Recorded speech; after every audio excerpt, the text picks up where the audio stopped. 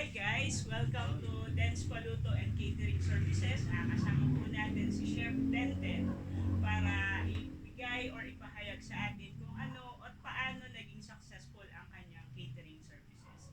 So, good day Sir Den!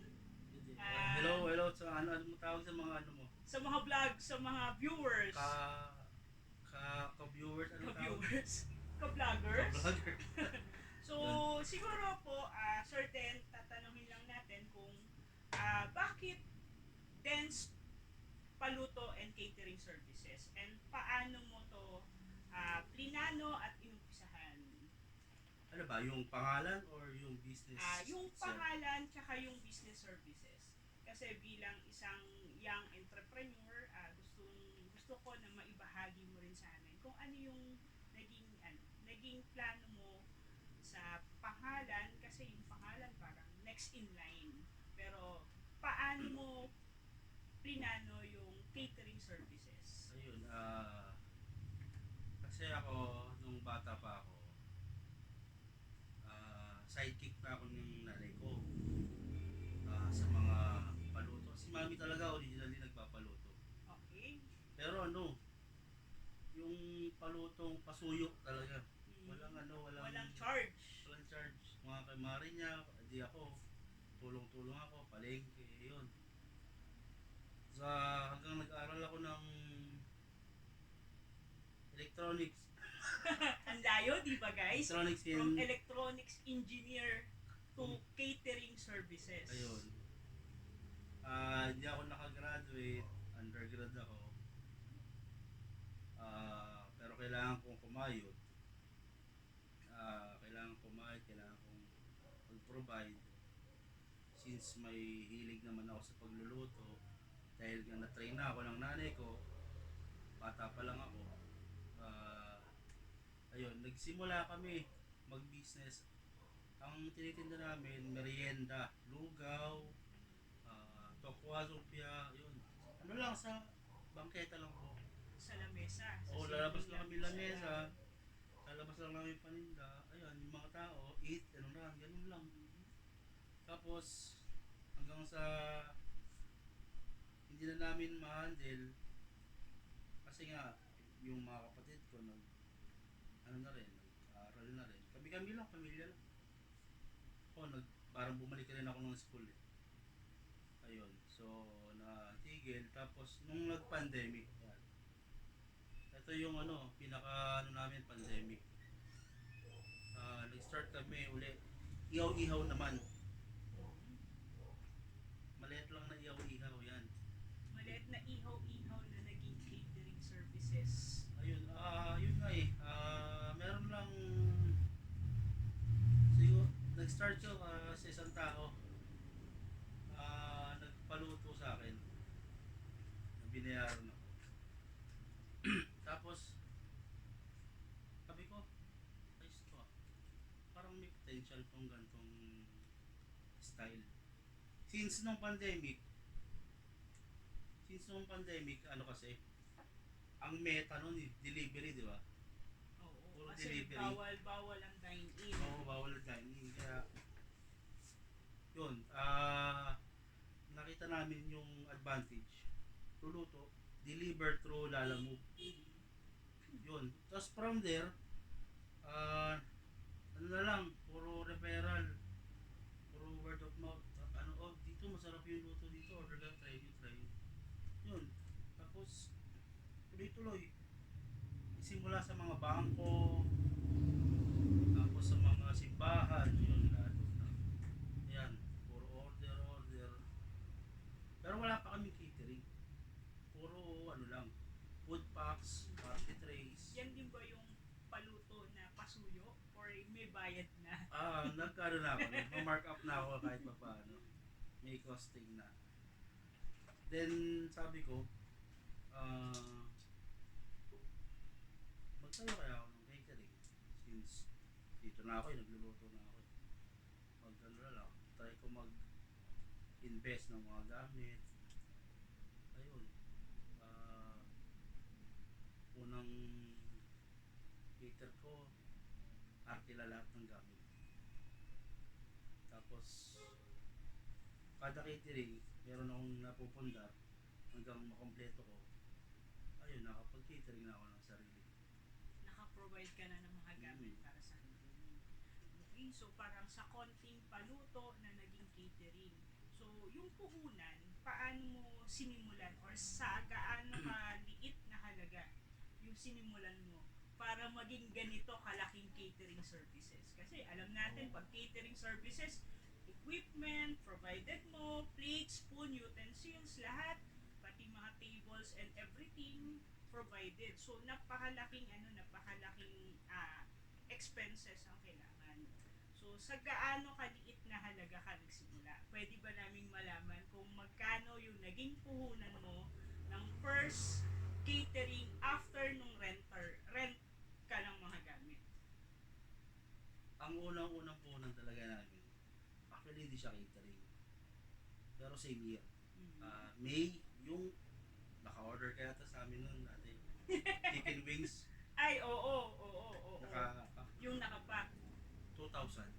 2,000 pesos. Pero 2,000. ngayon, pwede ba naming malaman magkano ang puhunan mo sa catering ng 100 person or 100 bucks? Ah, Kung halimbawa na 6 menu, may ganun ba? 6 menu? puhunan or costing? Costing or is pwedeng costing para at least Costing. medyo mabilis. Sa 100 packs, sa food siguro nasa 15 to 20. 15 to 20,000 from 2,000 pesos. 15 to 20,000. Malaking difference na. At least talagang provided mo na sa ngayon kung Mm. ano yung mga dapat. Tsaka hindi ko ma-imagine from 2,000 pesos na puhunan namin sa chicken wings. Nung month ng pandemic talaga sobrang ang daming Pumatok. order. Doon pumatok Chicken wings, so yung mga orders. So, ngayon, sa paglakbo ng negosyo, syempre, hindi natin maaalis or hindi mawawala yung ups and downs. Ano yung mga, pwede mo bang ma-share sa amin kung ano yung mga hamon mo bilang isang chef at bilang isang manager ng Den's Paluto and Catering Services? ayun, siguro yan. Kasi ang catering hindi naman yan araw-araw Pasko. Seasonal lang din yan. Tulad ngayon, January, ah, halos wala namang event na ano. Good thing, meron pa rin mga paluto, yun mga party trays lang. Mga small orders lang. Siguro, makakasurvive kami kasi ang mga staff namin hindi naman regular, puro on call. At saka isa pang nakakatulong sa amin, ako kasi mismo yung nagluluto. So hindi ko na kailangan mag-hire ng cook or chef para magtuloy lang itong business na. Yan, kasama ko yung Wife. wife ko. Minsan siya nag-iwayo. So, si wife ang CEO ng Manager. Den's Paluto and Catering Oo. Services. Di ba? Manager ko yan, manager. So, si chef din ay supervisor ng kusina. Hindi, ano lang ako, kusinero. Kusinero lang si Sir Den. May manager ako. Pero, yung manager, si wifey ang manager. Mas matindi yung manager. Siyempre. No? Si manager yung kumikita. Oo. No? Si manager lahat yung may discovery ng breakthrough. Walang sweldo si manager.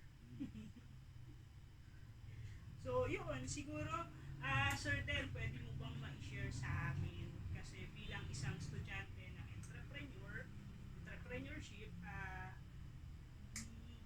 panigurado, soon, gagawa din kami ng mga business na po pwede namin simulan para sa aming pangkabuhayan or sa aming daily usage na gagawin namin para magkaroon kami ng knowledge. Ano yung po pwede mong i-share sa amin na thoughts na bilang isang negosyante? Ano yung pwede mong ipabaon sa amin?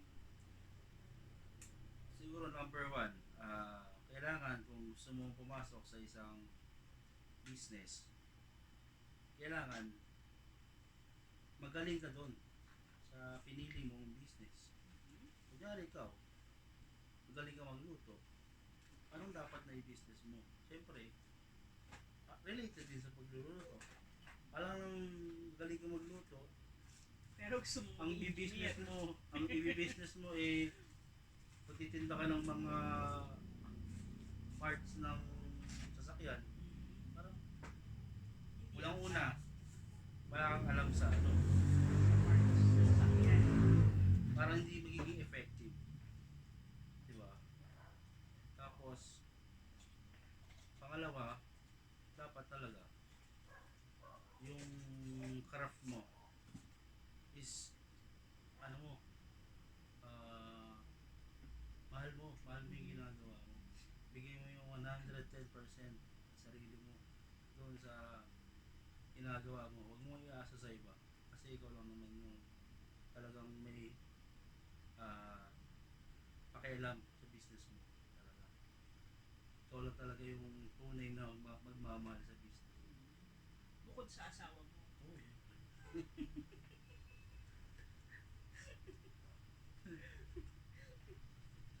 Meron pa ba, Sir Ken? Ano ba ba? Sa finances, ano yung i-share mo sa akin? Kasi pagdating sa finances, alam naman natin na ang mga negosyo minsan bumabagsak dahil sa finances. So, in how many years of Dennis Baluto na? 4 years? So, paano mo na-manage yung finances? Ayun lang, regarding sa finances, kailangan. Kasi kami, inuuna talaga namin yung kailangan namin. Parang needs and wants. Oh, yung mga luho, tsaka na muna. Ang priority namin is yung ano kailangan namin para mag-grow yung business talaga. Then, siguro sa palagay mo bilang isang business catering, ano yung naitutulong ng negosyo sa society? Or kung may naitutulong ba na nakikita mo ang negosyo ng catering services sa society natin? Siguro ang advantage ng isang catering business. Siguro kung gusto mong mag-conduct ng isang event, ng isang party na ayaw mo nang mahirapan, siyempre. Kaya anong kukunin mo? Catering services. Unang-una, wala ka nang gagawin. Pupunta ka na lang sa Punta ka na venue. lang sa venue, event. Naka-ready na lahat. Tama. Tapos, isa pa, siguro yung quality ng food na kaya namin ibigay. Siyempre, sa catering, hindi naman kami gumagamit ng mga processed food. Lahat to, Fresh food. fresh. Made to order. From raw to talaga. From raw to recyclable talaga. So, one more question is, sa palagay mo, nabanggit mo na yung from raw to recyclable, with regards sa environment, ano yung contribution ng isang catering services sa environment natin? Kasi alam naman natin kung ano na yung stage or estado ng environment natin. So, bilang isang negosyante ng catering services, nasabi mo na puro fresh lahat at hindi kayo gumagamit ng frozen or may frozen for sure pero wala yung mga hindi sariwa talaga na process ng food. Ano yung contribution ng isang catering services sa ating environment? Actually, For sure kasi yung mga leftover, yon. paano natin gagawa ng paraan yung mga natitirang food sa catering services natin kung sakasakali. Siguro, ito ay tulong pa rin sa society. Kasi, yun nga, pag may mga tira kami, pinamimigay rin naman namin yun sa ibang, Sa mga nangangailangan, sa mga street kapitbahay. children, sawa na kami dun. Oo, araw-araw kung laging may services, yun yung laging kakainin. So, Saka, yun. siguro ako, sa environment naman, aminado naman kami yung waste namin. Mhm. Ah, talagang yung mga food industry ngayon, alarming. Alarming yung mga waste nila, namin. Pero ako, I see to it na, nangyari, kasi gumagamit kami ng mga oil, yung mga used oil. Meron kaming container. Hindi namin siya tinatapon sa Sa mga kanal. sewage drainage. Tapos, ayun, yung kahit pa paano yung halimbawa, mga basura, yung mga pinagbalatan ng mga vegetable. kahit pa paano, sinasabihan ko yung mga staff ko, helper ko na hindi naman 100% segregate yan. Pero let's try our best para huwag nyo nang pagsamahin yung mga nabubulok tsaka yung talaga plastic, lata. Kasi iba yung iba ang waste ng yung talagang mga nabubulok. Ibang pag nabulok, iba talaga amoy, iba yung yun.